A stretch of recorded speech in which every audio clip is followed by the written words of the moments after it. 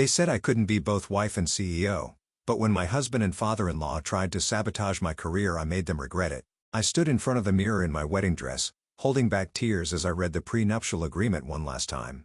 My hands trembled, and the paper crinkled under my tight grip.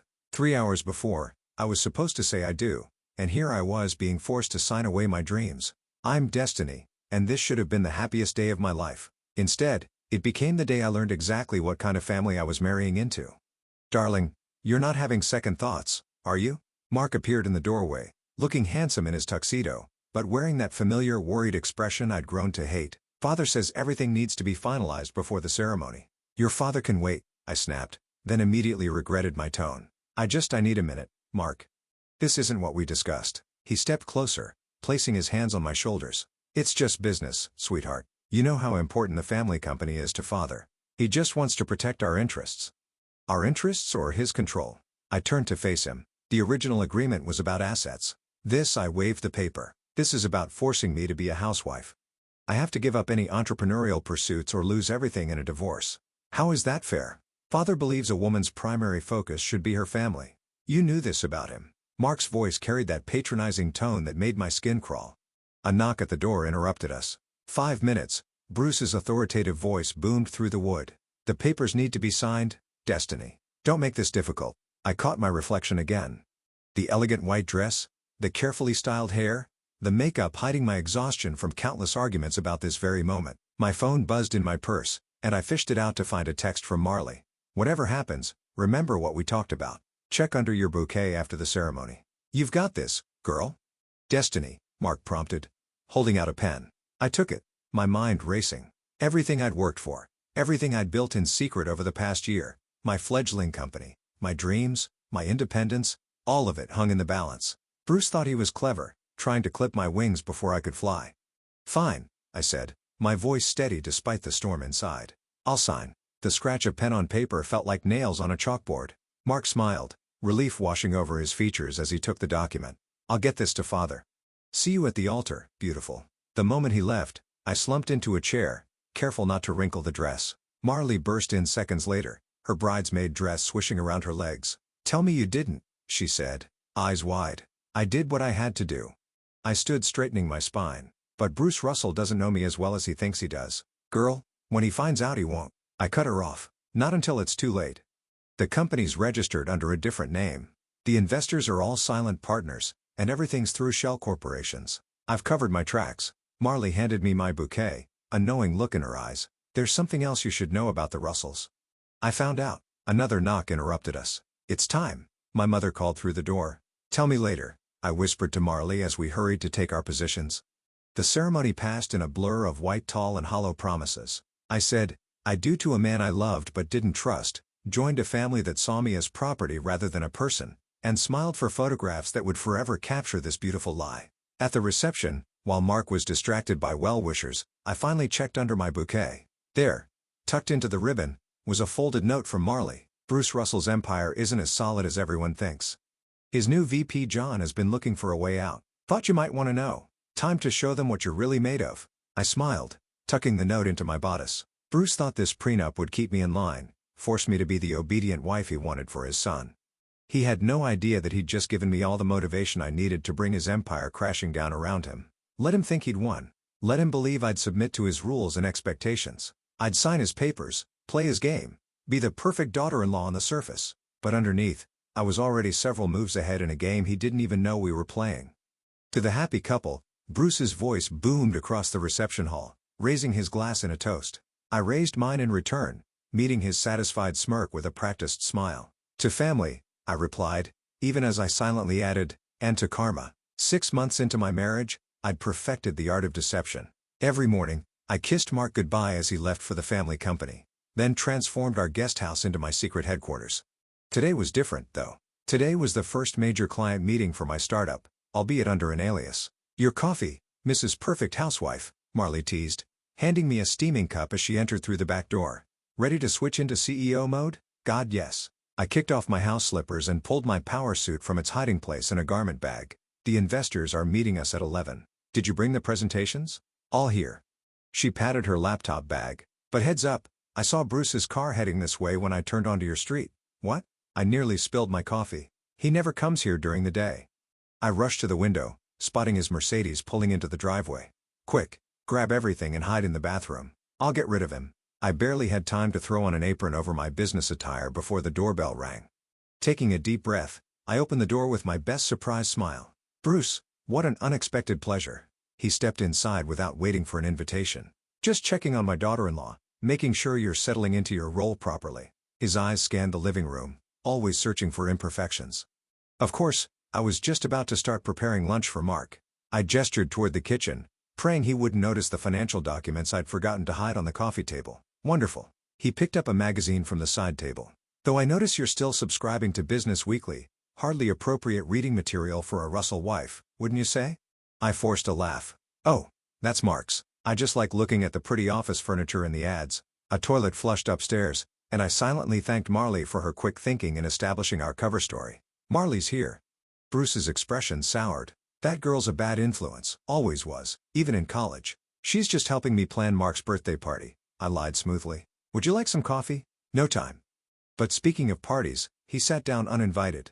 "The annual company gala is next month. I expect you to take charge of the planning.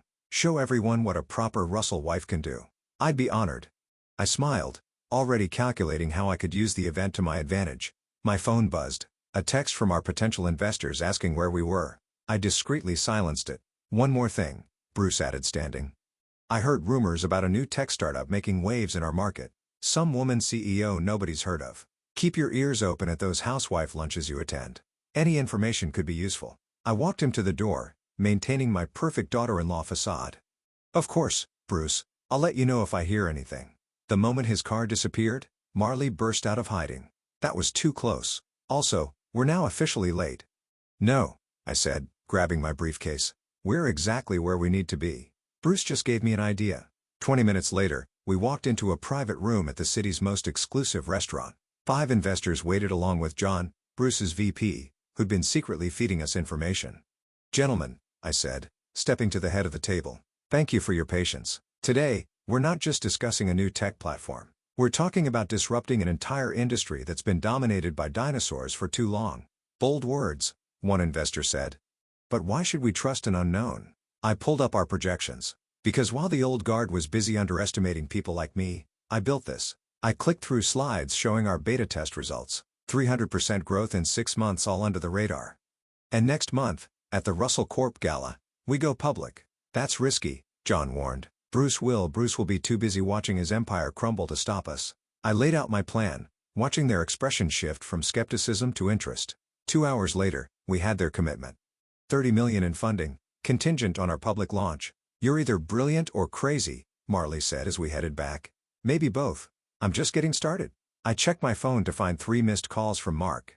"The real question is, who's going to crack first? My marriage or Bruce's company?" Speaking of cracks, Marley hesitated. "I overheard something at the country club yesterday, about Bruce and some questionable dealings in his past, the kind that could ruin more than just business." I pulled over, turning to face her. "Tell me everything." As she spoke, I realized the game was bigger than I'd imagined. Bruce hadn't just tried to control my future. He'd built his entire empire on secrets and lies. And now, I had the power to expose them all. My phone buzzed again. Mark calling.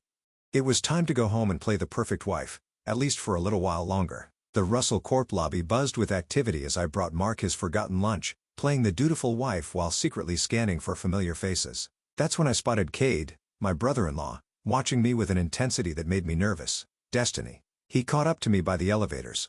"We need to talk privately." I hesitated, clutching Mark's lunch bag. "I really should get this too. It's about Bruce." His voice dropped. "And what he's planning." My heart skipped, but I kept my expression neutral. "Fine. 5 minutes." We took the elevator to the empty conference floor. Through the glass walls, the city sprawled beneath us, oblivious to the power plays happening in this building. "I know what you're doing," Cade said without preamble. "The startup? The secret meetings? All of it." My fingers tightened on my purse strap. "I don't know what you're talking about." "Cut the act." He pulled out his phone, showing me photos. Me entering investor meetings, Marley carrying documents, John leaving my office. "I'm not the enemy here, Destiny, but you need to be more careful." "Are you blackmailing me?" "I'm warning you. Bruce knows something's happening in his market. He's hired private investigators." Before I could respond, my phone buzzed with a text from an unknown number. Your husband isn't as loyal as you think. Check his deleted emails. A friend. Who else knows? I demanded, showing Cade the message. Not from me. He ran a hand through his hair. But listen, Bruce didn't just strong-arm you with that prenup. He's done it before. To my wife, to other family members, he's got dirt on everyone. Why are you telling me this? Because someone needs to stop him. And you. He smiled slightly. You might actually be smart enough to do it. The elevator dinged, and Mark stepped out. Destiny? Cade? What's going on? Just bumped into each other, I said smoothly, holding up the lunch bag. Brought your favorite. Mark looked between us suspiciously. Father's looking for you, Cade. Something about the merger documents. Right. Cade headed for the elevator, but not before giving me a meaningful look. Be careful who you trust, Destiny. That evening, I sat in my home office, Mark's laptop open before me. His password had been easy to guess, our wedding date. The deleted emails loaded slowly, each one a potential landmine. Oh my God, I whispered, reading through threads between Mark and Bruce. They'd been discussing ways to keep me occupied with charity work, planning to set me up with meaningless projects to keep me from getting dangerous ideas. A soft knock startled me. Destiny. It was Mark. I quickly closed the laptop. Come in. He entered looking troubled. Father wants us over for dinner tomorrow. Says it's important. Of course, I stood kissing his cheek. Everything okay? Just business stuff. A new competitor's causing problems. Father's worried. I kept my face carefully blank. Anything I can do? Actually, he hesitated. Father thinks you might be helpful. Apparently, this competitor is a woman, someone who moves in social circles. He thought you might have heard something. My phone buzzed again. Another anonymous text. Bruce knows more than he's letting on. Watch your back, Destiny. Mark touched my arm. You seem distracted lately. Just tired. I forced a smile. Planning the gala is a lot of work. About that, he shifted uncomfortably. Father wants to move it up. Says we need to make a big announcement. What kind of announcement? Can't say yet, but it's big. Could change everything. After he left, I called Marley. We need to move faster. Bruce is planning something. Already on it, she replied. But you need to see this. Remember that dirt I mentioned? I found proof. Meeting in 20 at the usual place. I grabbed my keys then stopped. A new email had just arrived from another anonymous account. Your company isn't the only thing at risk. Some secrets are worth killing for. My hand shook as I deleted it.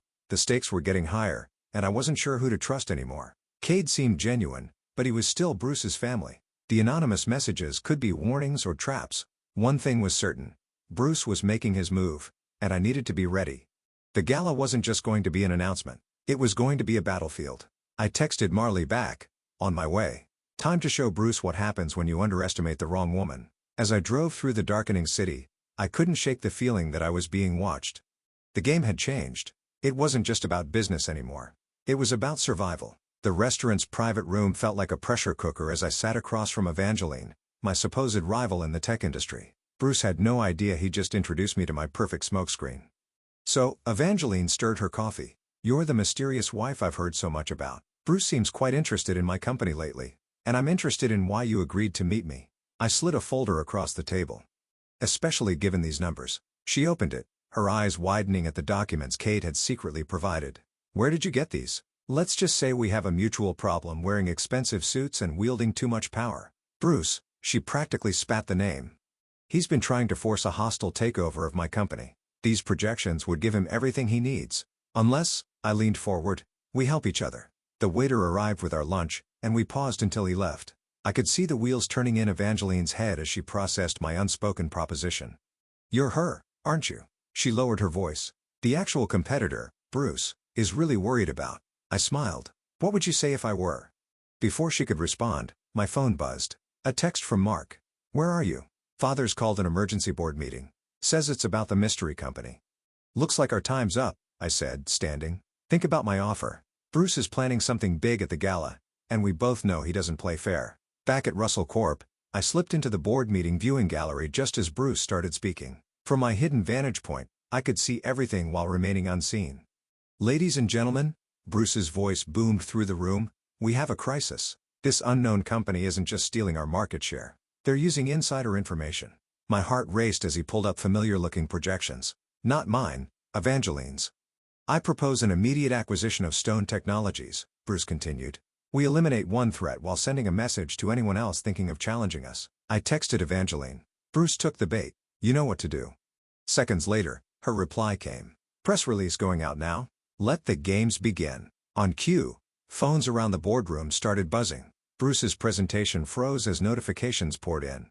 "Sir," his assistant burst in. "Stone Technologies just announced a merger with Pacific Digital. They're out of our reach now." Bruce's face turned red. "That's impossible. The numbers showed."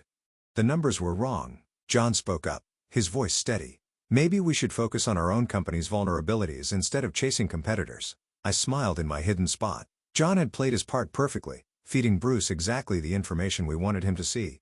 Later that evening, I was in my home office when Mark stormed in. "Did you know about this?" "Father's furious." "Know about what, honey?" I looked up innocently from my gala planning notes. "Evangeline Stone. She played us. Father's convinced there's a leak in the company." He ran his hands through his hair. "He wants me to start investigating everyone, even family members."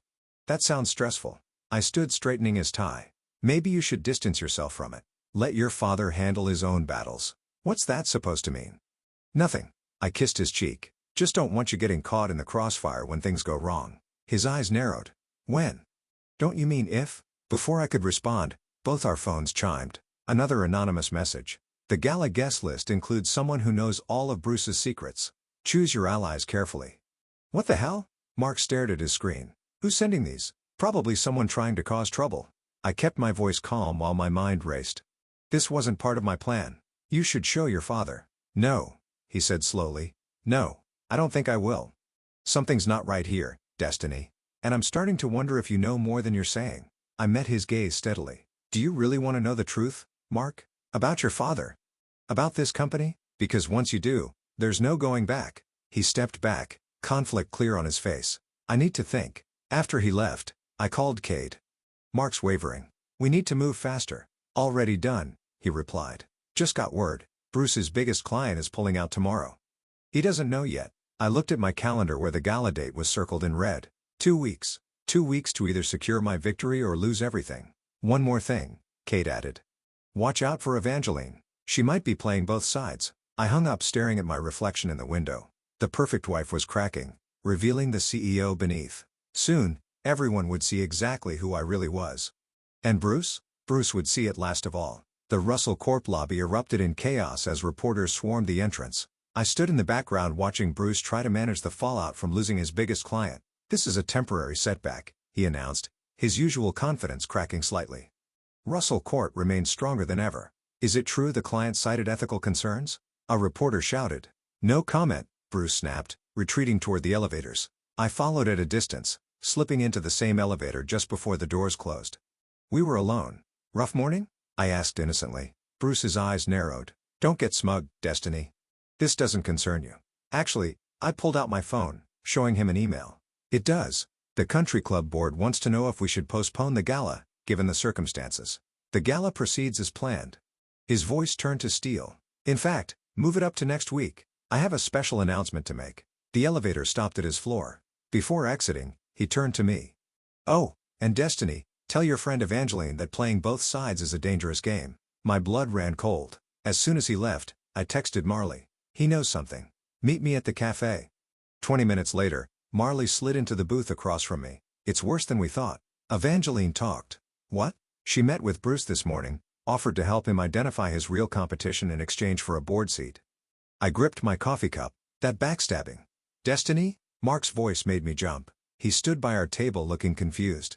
"I thought you were planning the gala today." "Just taking a quick break," I said smoothly. "Want to join us?" "Actually, yes." He sat down, his expression serious. "We need to talk about father." Marley stood. "I should go." "No," Mark said. "Stay.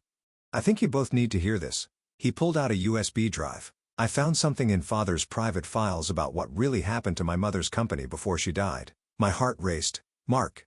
He destroyed her." Mark's voice cracked. "She built something amazing, and he crushed it because he couldn't control her. Just like he looked at me meaningfully. Just like he's trying to do to me." Mark nodded slowly. "I saw the prenup, Destiny. The real one, not the version you signed. Father altered it after you signed. It's fraud." Marley gasped. I reached for Mark's hand. "How long have you known?" "Long enough to start my own investigation." He squeezed my hand. "I know about your company, Destiny. I've known for months." The cafe seemed to freeze around us. "Why didn't you say anything?" "Because I needed to be sure whose side I was on." He slid the USB drive to me. Now I am. Father's going to announce a major restructuring at the gala. He's planning to seize control of all family assets, including any hidden companies he discovers. He can't do that, Marley protested. He can with these documents. Mark tapped the drive. Unless someone stops him. My phone buzzed. A text from Cade. Bruce called an emergency board meeting. John's been fired. It's starting, I muttered, showing them the message. There's more, Mark said. Father's been moving money offshore, millions.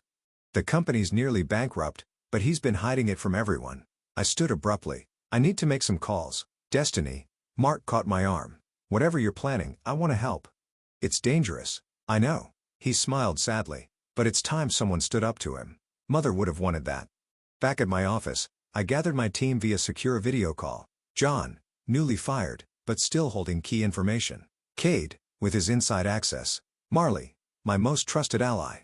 And now Mark, finally choosing a side. Bruce moved the gala up for a reason, I explained. He's desperate. The company's failing, and he's planning one last power grab. The press is already suspicious, John added. One more scandal could topple everything. Then let's give them one, I said, pulling up documents on my screen. Bruce's offshore accounts, the fraudulent prenup, his history of destroying family businesses, everything goes public at the gala. He'll fight back, Cade warned. Let him. I smiled grimly. I've got one card left to play, something not even Evangeline knows about. My phone lit up with another anonymous message. Bruce knows more than you think. The gala will be his triumph or his downfall. Choose wisely. I looked at my unlikely team of allies. 1 week. We have 1 week to end this. Mark squeezed my shoulder. We're ready, but as everyone signed off, I wondered if we really were. Bruce had spent decades building his empire of lies. Taking it down would require perfect timing, absolute trust, and a willingness to risk everything. The gala wouldn't just be an event anymore. It would be a reckoning. 3 days before the gala, I found Bruce waiting in my home office. He sat in my chair holding a familiar-looking file. Interesting reading material, he said, tapping the folder. For a housewife. I closed the door behind me. We both know I was never just a housewife. No. He stood slowly. You're something far more dangerous. A woman who thinks she can play in a man's world. Is that what you told Mark's mother before you destroyed her company? His face darkened. Careful, Destiny. You're treading on thin ice. Actually, I moved to my desk. I think you're the one who should be careful. I opened my laptop, turning it to face him. Offshore accounts, fraudulent documents, decades of systematic destruction of family businesses. The press would love this story. You're bluffing. Try me. I pulled up more files. Did you really think I wouldn't find out about the real prenup? The one you altered after I signed. A knock interrupted us. Mark entered freezing when he saw his father. What's going on? Your wife, Bruce spat, is threatening me. No, I corrected. I'm promising you. The gala's in 3 days. Step down quietly or everything goes public. Bruce laughed, but I caught the fear in his eyes. You'll destroy this family. You already did that, Mark said quietly. I found Mom's letters. Bruce's composure cracked. Your mother was weak. She would have ruined